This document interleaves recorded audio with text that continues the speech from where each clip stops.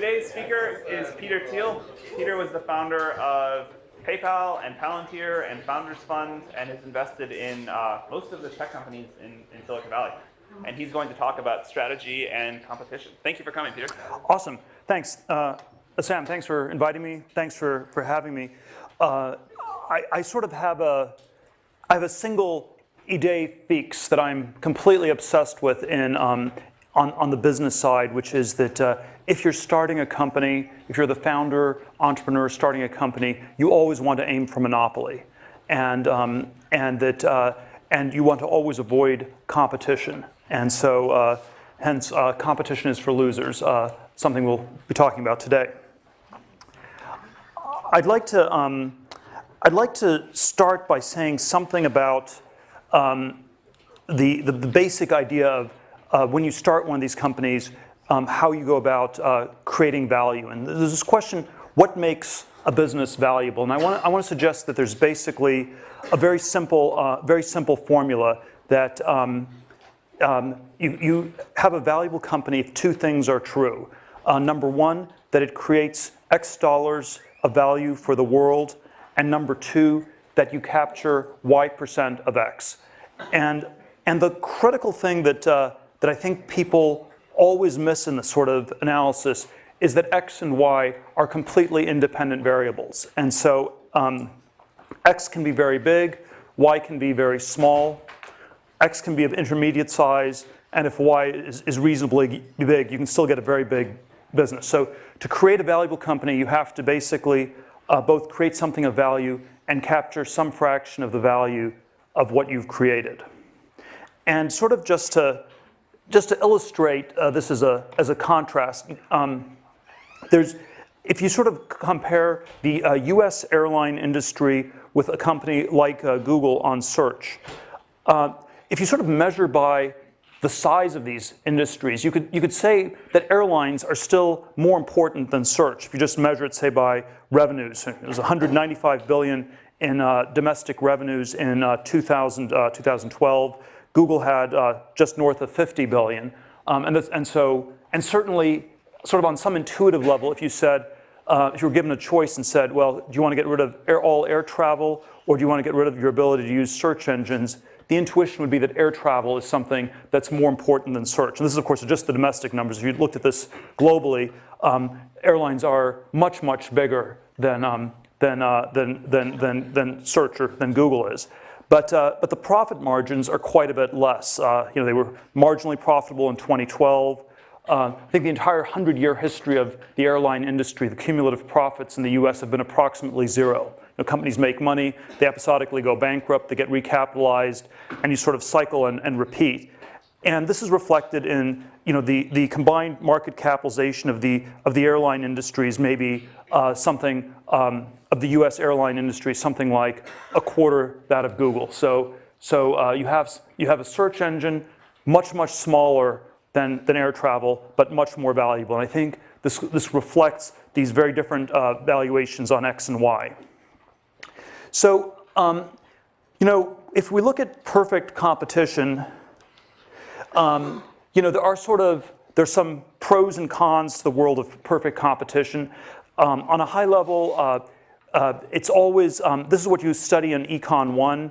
It's easy to model, which I think is why econ professors like talking about perfect competition.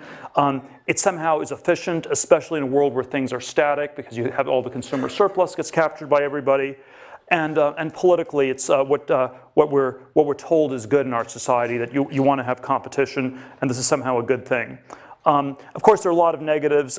It's generally not that good if you're involved in anything that's hyper competitive, because you often don't make money. I'll come back to this a little bit later. So I think at one end of the spectrum, you have industries that are perfectly competitive, and at the other end of the spectrum, you have things that I would say are monopolies, and they're much stable, longer-term businesses. You have more capital, and if you get a creative monopoly for inventing something new, I think it's symptomatic of having created something really valuable.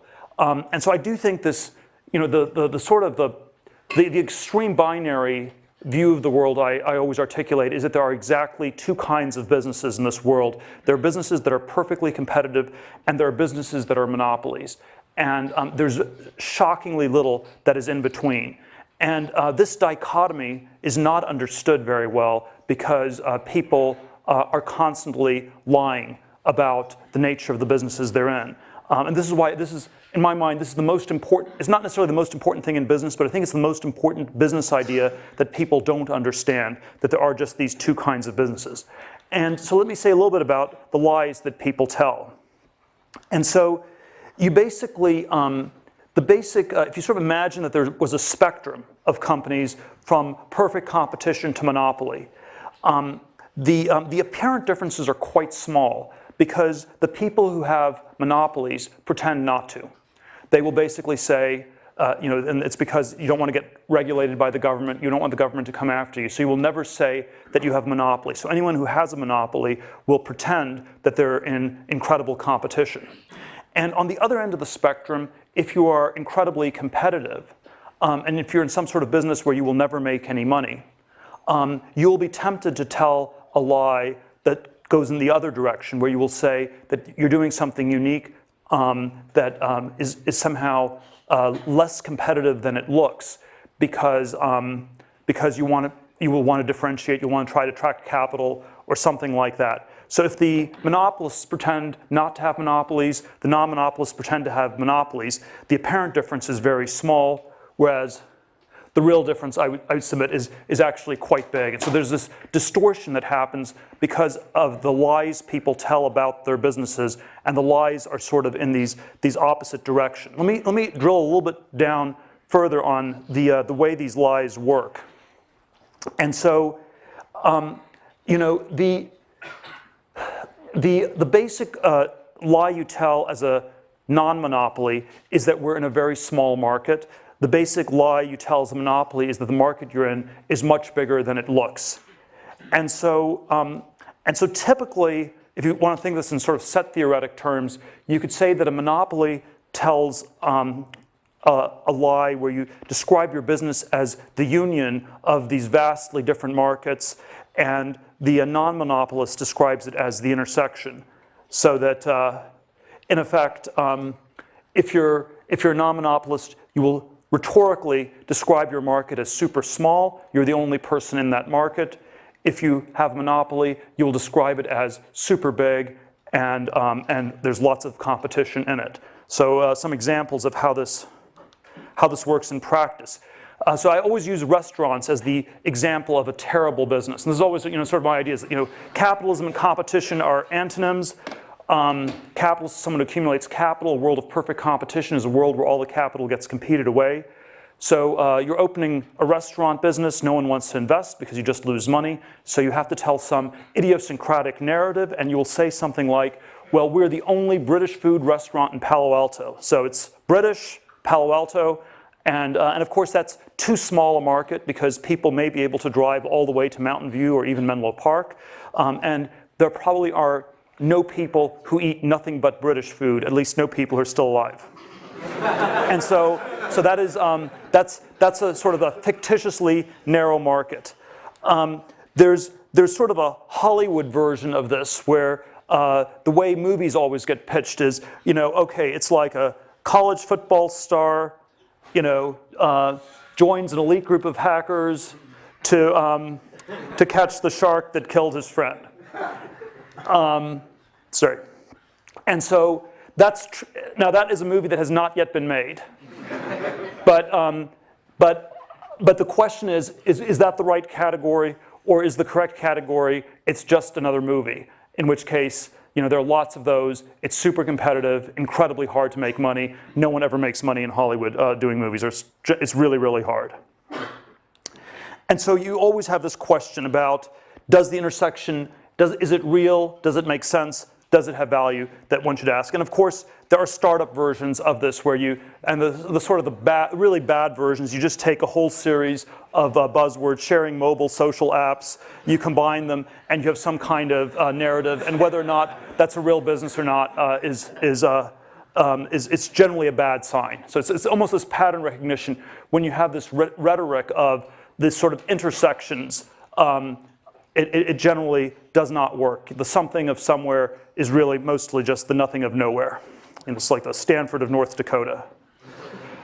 One of a kind, but it's not Stanford.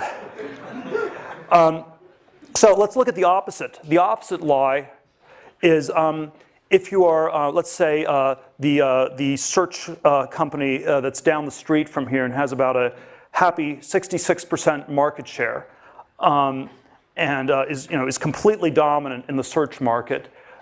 Google has not almost never describes itself as a search engine these days, and instead it describes itself in all these different ways. So it sometimes says it's an advertising company. So if it was search, you'd say, wow, it has this huge market share that's really, really crazy. It's like an incredible monopoly. It's much bigger than, a much more robust monopoly than Microsoft ever had in the 90s. Maybe that's why it's making so much money. But if you say it's an advertising market, you could say, well, there's search advertising is 17 billion, and that's part of online advertising, which is much bigger, and then all US advertising is bigger. And then by the time you get to global advertising, that's close to 500 billion. And so you're talking about 3.5%. So a tiny part of this much larger market. Or if you don't want to be an advertising company, you can always say that you're a technology company. And so, sorry, let me just see. And the technology market is something like a $1 trillion market, and the narrative that you tell as Google in the technology market is, well, we're competing with all the car companies with our self-driving cars. We're competing with Apple on TVs and iPhones. We're competing with Facebook. We're competing with Microsoft on Office products. We're competing with Amazon on cloud services. And so we are in this giant technology market where there's competition in every direction you look. And no, we're not the monopoly the government's looking for, and we should not get regulated in any way whatsoever. And so I think one has to always be super aware that there are these very powerful incentives to distort the nature of these markets one way or the other. So the evidence of narrow markets in the tech industry is if you basically just if you look at sort of some of the big tech companies, Apple, Google, Microsoft, Amazon, they've just been building up cash for year after year, and you have these incredibly high profit margins. And I would say that one of the reasons the tech industry in the U.S. has been so successful financially is because it's prone to creating all these monopoly-like businesses, and and it's reflected by the fact that these companies just accumulate so much cash they don't even know what to do with it beyond a certain point. And so let me say a few things about how to build a monopoly. And I think one of the sort of very counterintuitive ideas that comes out of this monopoly thread is that you want to go after small markets. If you're a startup, you want to get to monopoly. You're starting a new company, you want to get to monopoly. Monopoly is you have a large share of a market. How do you get to a large share of a market? You start with a really small market, and you take over that whole market, and then over time, you find ways to expand that market in concentric circles.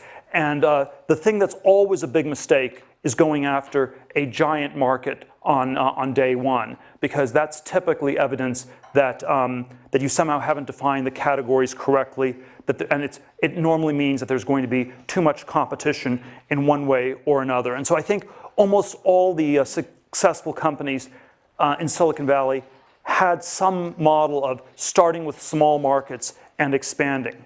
And if you take Amazon, you start with just a bookstore. We have all the books in the world, so it's a better bookstore than anybody else has in the world when it starts in the 90s. It's online. There's things you can do you can't do before, and then you gradually expand into all sorts of different forms of e-commerce and other things beyond that.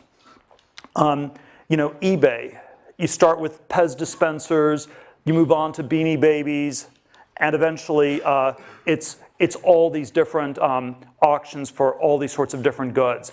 And what's very counterintuitive about many of these companies is they often start with markets that are so small that people don't think that they're valuable at all when you get started. The PayPal version of this was we started with power sellers on eBay, which was about 20,000 people. When we first saw this happening in December of '99, January 2000, right after we launched, there was a sense that these were all, it was such a small market, it was terrible, we thought these were terrible customers to have, it's just people selling junk on the internet, why in the world do we want to be going after this market? But there was a way to get a product that was much better for everybody in that market. You could, and we got to something like 25, 30% market penetration in 2 or 3 months, and you got some lock-in, you got brand recognition, and you're able to build the business from there. So I always think these very small markets are quite underrated. The Facebook version of this I always give is that the initial market at Facebook was 10,000 people at Harvard. It went from 0 to 60% market share in 10 days. That was a very auspicious start. The way this gets analyzed in business schools is always, that's ridiculous, it's such a small market, it can't have any value at all. And so I think the business school analysis of Facebook early on, or of PayPal early on, or of eBay early on, is that the markets were perhaps so small as to have almost no value. And they would have had little value had they stayed small, but it turned out there were ways to then grow them concentrically, and that's what made them so valuable. Now I think the opposite version of this is always where you have super big markets, and there's so many different things that went wrong with all the clean tech companies in the last decade, but one theme that ran through almost all of them was they all started with massive markets. And every clean tech PowerPoint presentation that one saw in the years 2005 to 2008, which was sort of the clean tech bubble in Silicon Valley, started with, we're in the energy market, we're in a market that's measured in hundreds of billions or trillions of dollars.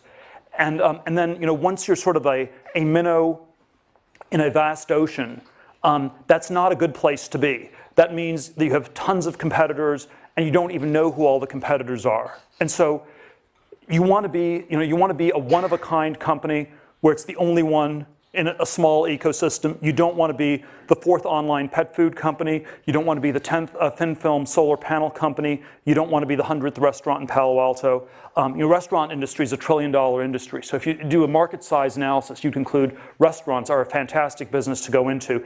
And it's often large markets, large existing markets typically mean that you have tons of competition, very, very hard to differentiate. So the first very counterintuitive idea is to go after small markets, often markets that are so small people don't even notice them, they don't think that they make sense.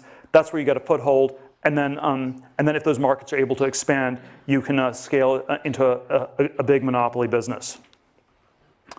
A second there's sort of several different characteristics of these monopoly businesses that I like to focus on, and there's probably no sort of single formula to it. And I always think that that in technology, there's always a sense that the history of technology is such that every moment happens only once. And so the next Mark Zuckerberg won't build a social network. The next Larry Page won't be building a search engine. The next Bill Gates won't be building an operating system.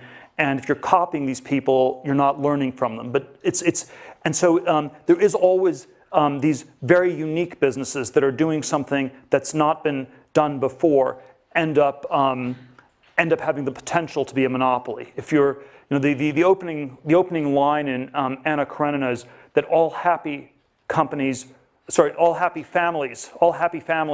are alike, all unhappy families are unhappy in their own special way. And the opposite is true in business, where I think all happy companies are different because they're doing something very unique. All unhappy companies are alike because they fail to escape the essential sameness that is competition. And so one sort of characteristic of a monopoly technology company is some sort of proprietary technology. My sort of crazy, somewhat arbitrary rule of thumb is you want to have a technology that's an order of magnitude better than the next best thing. So Amazon had over 10 times as many books. I mean, it's maybe not that high tech, but you figure out a way to sell 10 times as many books in an efficient online way. You know, PayPal, the alternative for PayPal was using checks to send money on eBay. It took 7 to 10 days to clear. PayPal could do it more than 10 times as fast. So you want to have some sort of very powerful improvement in some in some order, maybe an order of magnitude improvement on some key dimension. Of course, you know, if you actually come with something totally new, it's just like an infinite improvement. So I would say the iPhone was the first smartphone that worked, and so that's, you know, that's like maybe not infinite, but it's sort of definitely an order of magnitude or more of an improvement. So I think the technology is designed to give you a massive delta over the next best thing. I think there often are network effects that can kick in that really help. The thing that's very, and these lead to monopolies over time, the thing that's very tricky about network effects is they're often very hard to get started. And so, so even though everyone understands how valuable they are, there's always this incredibly tricky question: why is it valuable to the first person who's doing something? Economies of scale. If you have something with very high fixed costs, very low marginal costs, that's typically a monopoly-like business. And then there's this thing of branding, which is sort of like just this idea that gets lodged in people's brains. I never quite understand how branding works, so I never invest in companies where it's just about branding. But it is, I think, a real phenomenon that creates real value.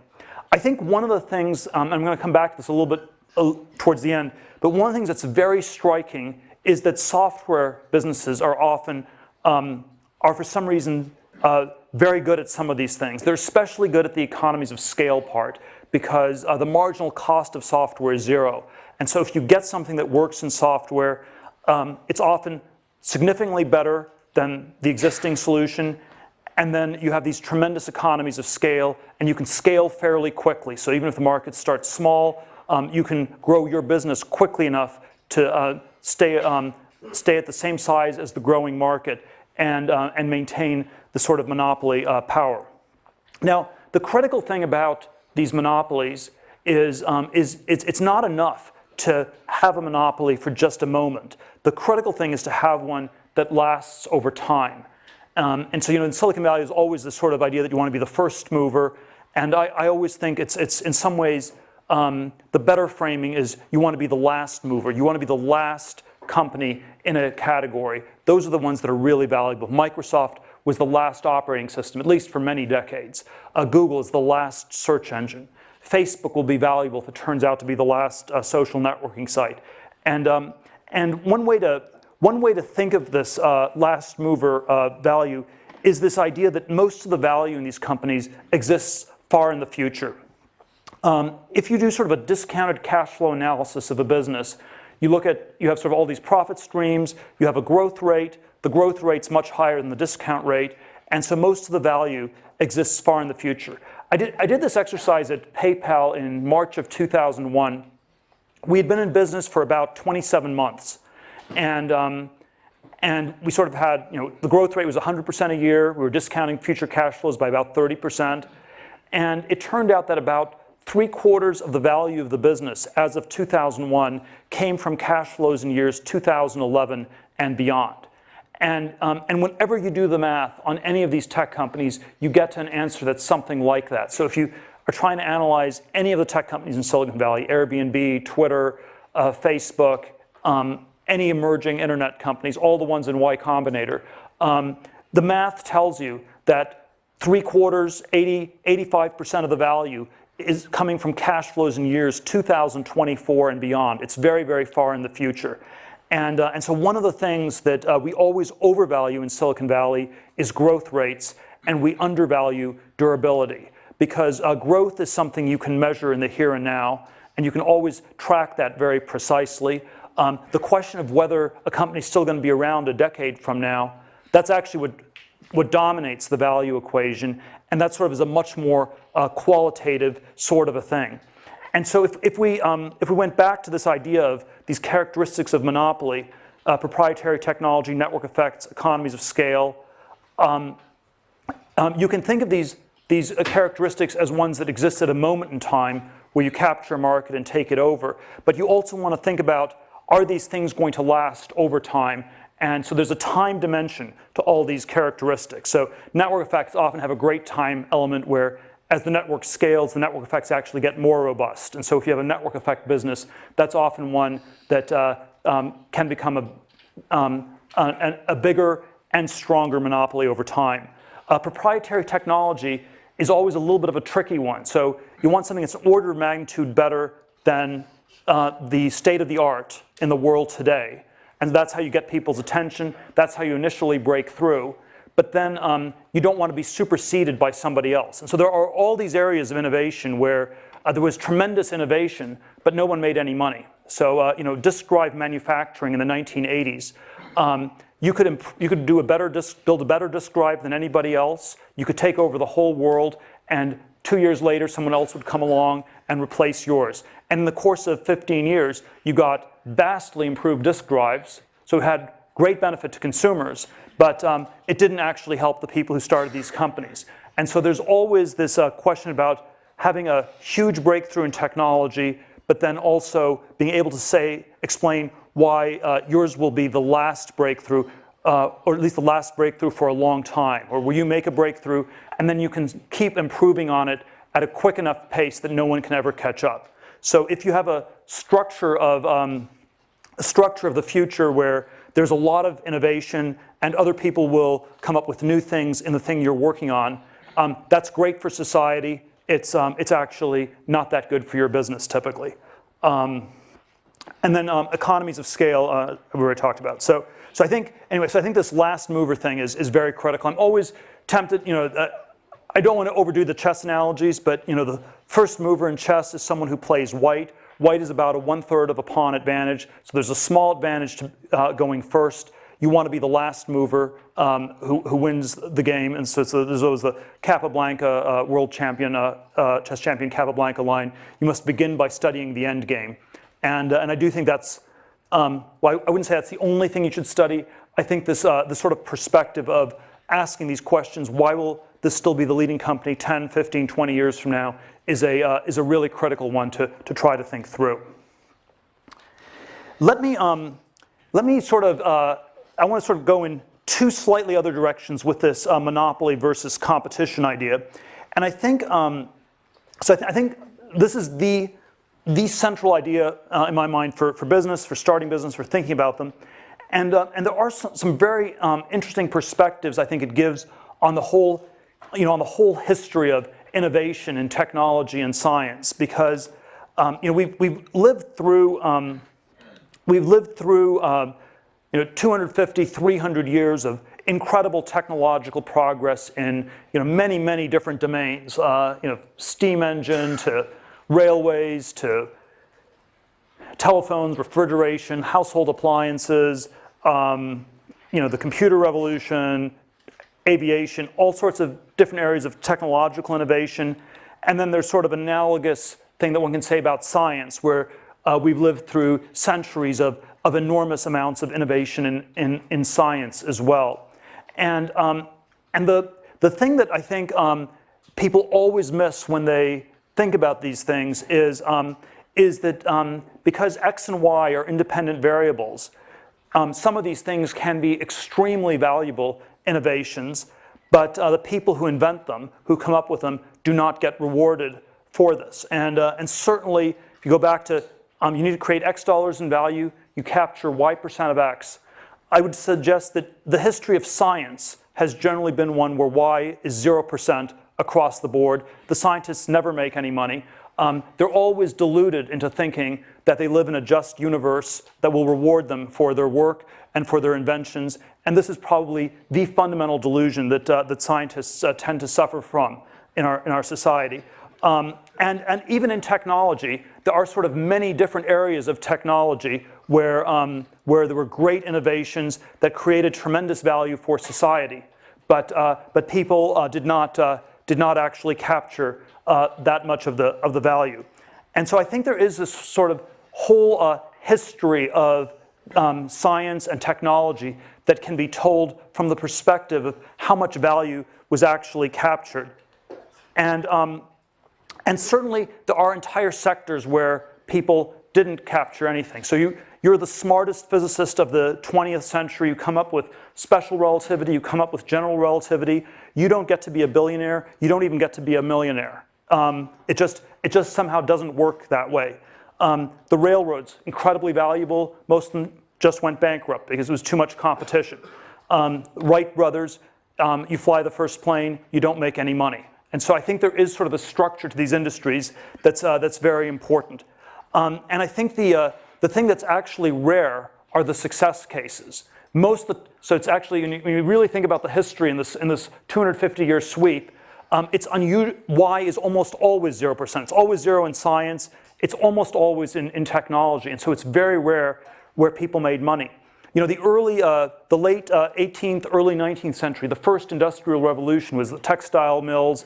You had the steam engine, you sort of automated things. And you had these relentless improvements that people improved efficiency of textile factories, of manufacturing generally, at a clip of 5 to 7% every year, year after year, decade after decade. You had 60, 70 years of tremendous improvement from 1780 to 1850. But even in 1850, most of the wealth in Britain was still held by the landed aristocracy. The workers didn't make that much. The capitalists didn't make that much either. It was all competed away. There were hundreds of people running textile factories. It was an industry that just the structure of the competition prevented people from making any money.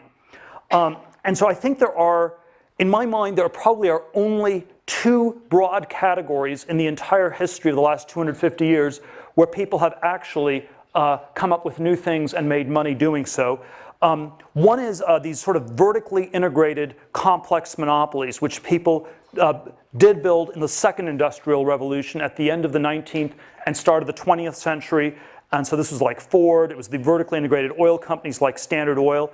And what these vertically integrated monopolies typically required was this very complex coordination. You got a lot of pieces to fit together in just the right way. When you assembled it, you had a tremendous advantage. This is actually done surprisingly little today. And so I think this is sort of a business form that, when people can pull it off, is very valuable. It's typically fairly capital intensive. We live sort of in a culture where it's very hard to get people to buy into anything that's super complicated and takes very long to build. But when I sort of think about my colleague Elon Musk from PayPal's success with Tesla and SpaceX, I think the key to these companies was the complex, vertically integrated monopoly structure they had. So if you sort of look at Tesla or SpaceX, if you ask, was there sort of a single breakthrough? I mean, they certainly innovated on a lot of dimensions. I don't think there was a single 10x breakthrough in battery storage or, maybe working on some things on rocketry, but there was no sort of single massive breakthrough. But what was really impressive was integrating all these pieces together and doing it in a way that was more vertically integrated than most of their competitors. So Tesla, you also integrated the car distributors so they wouldn't steal all the money, as has happened with the rest of the car industry in the US. Or SpaceX, you basically pulled in all the subcontractors, where most of the large aerospace companies have single source subcontractors that are able to sort of charge monopoly profits and make it very hard for the integrated aerospace companies to make money. And so vertical integration, I think, is sort of a very underexplored modality of technological progress that people would do well to look at more. And then I think there is something about software itself that's very, very powerful. Software has these incredible economies of scale, these low marginal costs, and there is something about the world of bits as opposed to the world of atoms where you can often get very fast adoption. And the fast adoption is critical to capturing and taking over markets, because even if you have a small market, if the adoption rate is too slow, there'll be enough time for other people to enter that market and compete with you. Whereas if you have a small to mid-sized market and have a fast adoption rate, you can take over this market. And so I think this is one of the reasons Silicon Valley has done so well and why software has been this phenomenal industry. And what I would suggest, what I want to leave you with is there are sort of these different rationalizations people give for why certain things work and why certain things don't work. And I think these rationalizations always obscure this question of creating X dollars in value and capturing Y% of X. So the science rationalization we're always told is that the scientists aren't interested in making money. They're doing it for charitable reasons, and that you're not a good scientist if you're motivated by money. And I'm not even saying people should always be motivated by money or something like this, but I think we should be a little bit more critical of this as a rationalization. We should ask, is this a rationalization to obscure the fact that Y equals 0% and the scientists are operating in this sort of world where all the innovation is effectively competed away and they can't capture any of it directly. And then the software distortion that often happens is because people are making such vast fortunes in software, we infer that this is the most valuable thing in the world being done, full stop. And so if people at Twitter make billions of dollars, it must be that Twitter is worth far more than anything Einstein did. And what that sort of rationalization tends to obscure is, again, that X and Y are independent variables, and there are these businesses where you capture a lot of X, and there are others where you don't. And so I do think the history of innovation has been this history where the microeconomics, the structure of these industries has mattered a tremendous amount. And when and there is sort of this story where some people have made vast fortunes because they were in industries with the right structure, and other people made nothing at all because they were in these sort of very competitive things. And we shouldn't just rationalize that away. I think it's worth understanding this better. And then finally, let me come back to this sort of overarching theme for this talk, this competition is for losers idea, which is always this provocative way to title things, because we always think of the losers as the people who are not good at competing. We think of the losers as the people who are slow on the track team in high school, or who do a little bit less well on the standardized tests and don't get into the right schools. And so we always think of losers as people who can't compete. And I want us to really rethink and revalue this and consider whether it's possible that competition itself is off, that we're sort of, it's not just the case that we don't understand this monopoly competition dichotomy intellectually. So I've sort of been talking about why you wouldn't understand it intellectually, because people lie about it, it's distorted. We have all these, the history of innovation rationalizes what's happened in all these very, very strange ways. But I think it's more than just an intellectual blind spot. I think it's also a psychological blind spot where we find ourselves very, very attracted to competition in one form or another. We find it reassuring if other people do things. The word ape already in the time of Shakespeare meant both primate and imitate. And there is something about human nature that's deeply mimetic, imitative, ape-like, sheep-like, lemming-like, herd-like. And it's this very, very problematic thing that we need to always think through and try to overcome. And there is always this question about competition as a form of validation, where we go for things that lots of other people are going for. And it's not that there is wisdom in crowds. It's not when lots of people are trying to do something that's proof of it being valuable. I think it's when lots of people are trying to do something that is often proof of insanity. There are 20,000 people a year who move to Los Angeles to become movie stars. About 20 of them make it.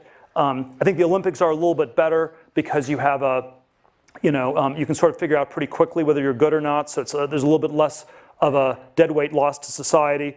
The sort of educational experience at a place, the pre-Stanford educational experience, there's always sort of a non-competitive characterization where I think most of the people in this room had machine guns and they were competing with people with bows and arrows. So it wasn't exactly a parallel competition when you were in junior high school and high school. There's always a question, does the tournament make sense as you keep going? And this is And so there is always this question, if people go on to grad school or postdoctoral educations, does the intensity of the competition really make sense? There's the classic Henry Kissinger line that describing his fellow faculty at Harvard, that the battles were so ferocious because the stakes were so small, describing sort of academia. And you sort of think on one level, this is a description of insanity. Why would people fight like crazy when the stakes are so small? But it's also, I think, simply a function of the logic of the situation. When it's really hard to differentiate yourself from other people, when the objective differences really are small, then you have to compete ferociously to maintain a difference of one sort or another that's often more imaginary than real. There's always sort of a personal version of this that I tell, where I was sort of hyper tracked. My 8th grade junior high school yearbook, one of my friends wrote in, I know you'll get into Stanford in 4 years as a sophomore. I sort of went to Stanford 4 years later, at the end of high school. Went to Stanford Law School. Ended up at a big law firm in New York, where from the outside everybody wanted to get in, on the inside everybody wanted to leave.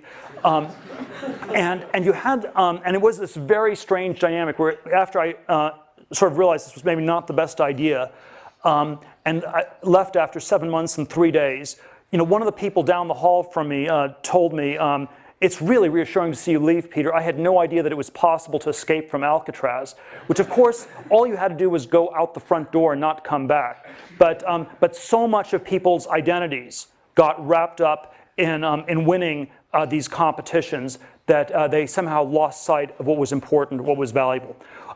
Competition does make you better at whatever it is that you're competing on. Because when you're competing, you're comparing yourself with the people around you. You're figuring out, how do I beat the people next to me? How do I do somewhat better at whatever it is they're doing? And you will get better at that thing. I'm not questioning that. I'm not denying that. But it often comes at this tremendous price that you stop asking some bigger questions about what's truly important and truly valuable. And so I would say that don't always go through the tiny little door that everyone's trying to rush through. Maybe go around the corner and go through the vast gate that no one's taking. Thank you very much. I guess we have time for, do you want to take a few questions? Or? Sorry? Oh, yeah.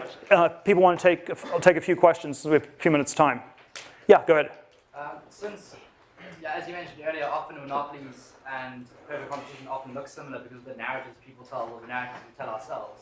Do you have any ways to easily determine the difference when you're looking at an idea or evaluating your own idea?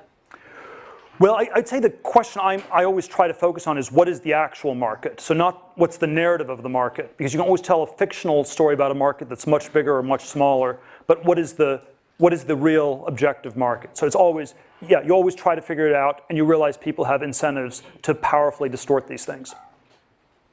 Yeah? So which of the aspects of monopolies that you mentioned would you say that software companies like Google excel at?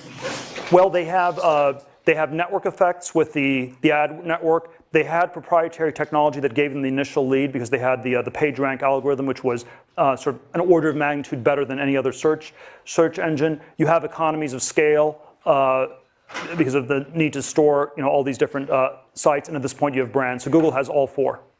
Maybe the proprietary technology is somewhat weaker at this point, but definitely it had all four, and maybe 3.5 out of 4 now. Yeah. How does this apply to Palantir? And second, what's with like? The second is what? What's with the iPhone headphone? Oh, there's sort of a set of companies that are doing different copycat payment systems on mobile phones. There's Square, there's PayPal. They just have sort of different shapes. That's how they differentiate themselves. One is a triangle, one is a square, and so maybe at some point the apes will run out of shapes or something like that. But I think Palantir, we started with a focus on the intelligence community, which is small submarket. You had a proprietary technology that used a very, very different approach, where it was focused on the human computer synthesis rather than the substitution, which I think is the dominant paradigm. So there's a whole set of things I would say on the market approach and the proprietary technology. Yes. We have design thinking methodology and lean startup thinking. which is used to mitigate risk by not creating things that people don't want. But how do young innovators have inspiration to create complex systems that last through time? Can you repeat the question? Yeah, so the question is, what I think about lean startups, iterative thinking where you get feedback from people versus complexity that may not work. So I am personally quite skeptical of all the lean startup methodology. I think the really great companies did something that was sort of somewhat more of a quantum improvement that really differentiated them from everybody else. They typically did not do massive, customer surveys. The people who ran these companies, sometimes not always, suffered from mild forms of Asperger's, so they were not actually that influenced, not that easily deterred by what other people thought or told them to do. So I do think we're way too focused on iteration as a modality and not enough on trying to have a virtual ESP link with the public and figuring it out ourselves. I would say that, let me see, I would say that I'm not quite, the risk question I think is always a very tricky one because there are, it's often the case that you don't have enough time to really mitigate risk. If you're going to take enough time to figure out what people want, you often will have missed the boat by then. And then, of course, there's always the risk of doing something that's not that significant or meaningful. So, you could say a track in law school is a low-risk track from one perspective. It may still be a very high-risk track in the sense that maybe you have a high risk of not doing something meaningful with your life. So we have to think about risk in these very complicated ways. I think risk is sort of this very complicated concept. Yes? So you talk about the last mover advantage, but then doesn't that imply that there's already competition to begin with on the chess piece, on the chessboard? Yeah, so there's always this terminology thing. So I would say that there are categories in which people sort of are bundled together. I would say the monopoly businesses were, in effect, they really were a big first mover in some sense. You could say Google was not the first search engine. There were other search engines before, but on one dimension, they were dramatically better than everybody else. So they were the first one with PageRank, with sort of an automated approach. Facebook was not the first social networking site. My friend Reid Hoffman started one in 1997. They called it SocialNet, so they already had the name social networking in the name of their company 7 years before Facebook. Their idea was that it was going to be this virtual cyberspace where I'd be a dog and you'd be a cat, and we'd have all these different rules about how we'd interact with each other in this virtual alternate reality. Facebook was the first one to get real identity. So I'd say, I hope Facebook will be the last social networking site. It was the first one in a very important dimension. People often would not think of it as the first because they'd sort of lump all these things together. How about one more question? Okay, one more question. Let's take one here. If you're theoretically someone who worked at Goldman Sachs out of college and left out at 6 months and is now studying computer science at Stanford, how would you recommend rethinking sort of that competitive thing?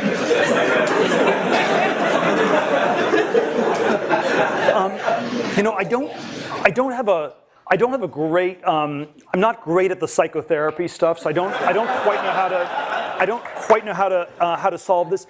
There are these very odd studies they've done on people who go to business school. There's one they've done at Harvard Business School where it's sort of the anti-Asperger personality, where you have people who are super extroverted, generally have low convictions, few ideas, and you have sort of a hothouse environment. You put all these people in for 2 years. And at the end of it, they systematically end up, the largest cohort systematically ends up doing the wrong thing. They try to catch the last wave. In 1989, everyone at Harvard tried to work for Mike Milken. It was 1 or 2 years before he went to jail for all the junk bond stuff. They were never interested in Silicon Valley or tech except for 99, 2000 when they timed the dot-com bubble peaking perfectly. They did, and then 05 to 07 was housing, private equity, stuff like this. So I do think this tendency for us to see competition as validation is very deep. I don't think there's any sort of easy psychological formula to avoid it. So I don't quite know how to what sort of therapy to recommend.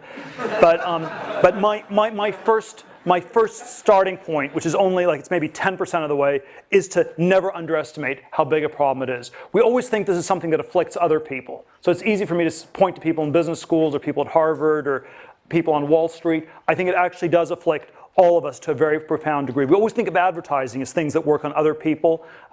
Who are all these stupid people who fall for all those ads on TV? They obviously work to some extent, and they work to a disturbing extent on all of us, and it's something we all should work to overcome.